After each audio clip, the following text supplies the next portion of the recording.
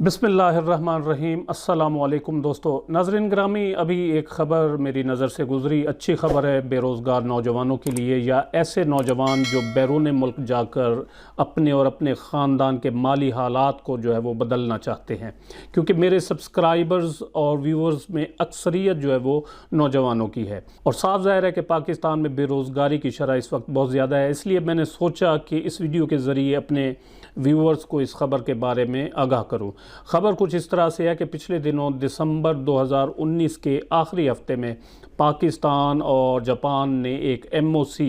यानी memorandum of cooperation, या उर्दू में आप इसे ताउन की याददाश्त कह सकते हैं, उस पर दस्तखत किए, जिसके तहत पाकिस्तान से जापान ने स्किल्ड लेबर्स की बहुत बड़ी तादाद में डिमांड की है। इस याददाश्त पर मिनिस्ट्री ऑफ ओवरसीज़ पाकिस्तानीज़ के सेक्रेटरी आमिर हसन और पाकिस्तान में जापान के सफ़ीर जो हैं उन्होंने दस्तखत किए। इस मुआहदे के तहत पाकिस्तान से construction, information technology, nursing, manufacturing और इंजीनियरिंग समेत 14 सेक्टर्स में पाकिस्तान से स्किल्ड लेबर की डिमांड की गई है। नाज़रीन ग्रामी, आप इस बात से बाखूबी आगाह होंगे और जानते होंगे कि जापान में औसत उम्र इस वक्त ज़्यादा बढ़ रही है और बूढ़े लोगों की उनकी तादाद जो है वो भी बढ़ रही है, जिस वजह से,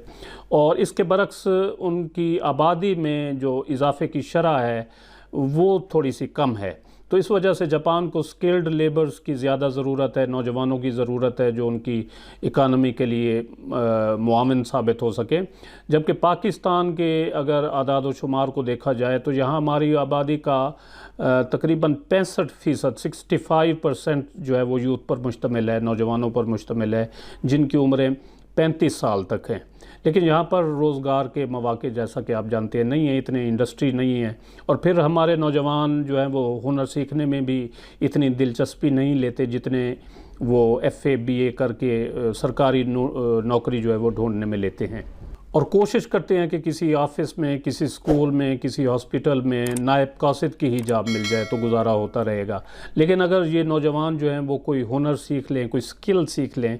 तो नौकरी की निस्बत अच्छी खासी इनकम जो है वो जनरेट कर सकते हैं। जापानी सफ़ीर ने भी इस मौके पर इसी बात का इजहार किया कि जापान इस वक्त एक उम्र रसीदा मुआशरा बनता जा रहा है और आबादी की कम होती हुई शरह की वजह से कारकुनों की उन्हें शदीद किल्लत का सामना है, और इसलिए उन्होंने पाकिस्तान के साथ स्किल्ड लेबर की डिमांड का मुआहदा किया है। उन्होंने कहा कि जापान इस वक्त एक नई वर्क वीज़ा पॉलिसी तैयार कर रहा है, जिसके तहत पाकिस्तान समेत दुनिया भर से तकरीबन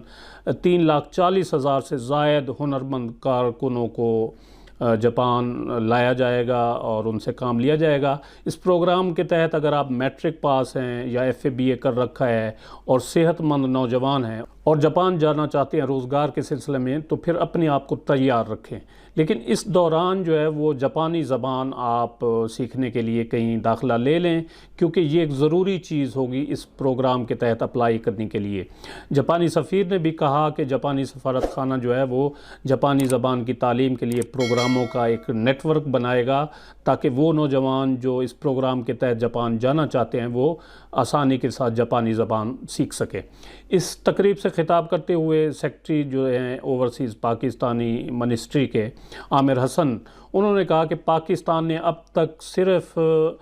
bureau of immigration and overseas employment के ज़रिए 1600 कारकुन जो थे, वर्कर जो थे, वो जापान भेजे थे। अब इस MOC पर दस्तखत होने के बाद पाकिस्तान जो है वो ज़्यादा तादाद में अपनी अफरादी क़ुव्वत को जो है वो भेज सकेगा जापान, जिसके लिए एक बाकायदा शक्ल दी जा रही है इस मुआहदे के तहत।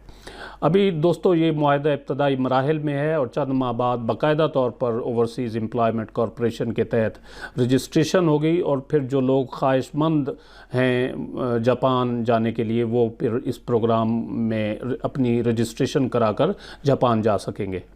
इससे पहले आपको नाज़रीन कराम याद होगा कि पीपल्स पार्टी के दूसरे दौरे हुकूमत में 1995-96 के दौर में काफ़ी बड़ी तादाद में ओवरसीज़ एम्प्लॉयमेंट कॉरपोरेशन के तहत जनूबी कोरिया में जो लोग काफ़ी भिजवाए गए थे,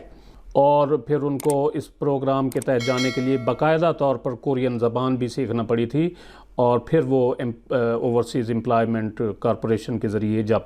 جنوبی کوریا گئے تھے۔ تو جاپان بھی اسی طریقہ کے تحت آپ جائیں گے اگر آپ انٹرسٹڈ ہیں، لیکن ابھی تھوڑا سا وقت لگے گا، اور اگر آپ اس پروگرام کے تحت جاپان جانا چاہتے ہیں تو پھر اس عرصہ کے دوران آپ جاپانی زبان سیکھنے کے لیے کسی کورس میں داخلہ لے کر جاپانی زبان جو ہے وہ سیکھ سکتے ہیں۔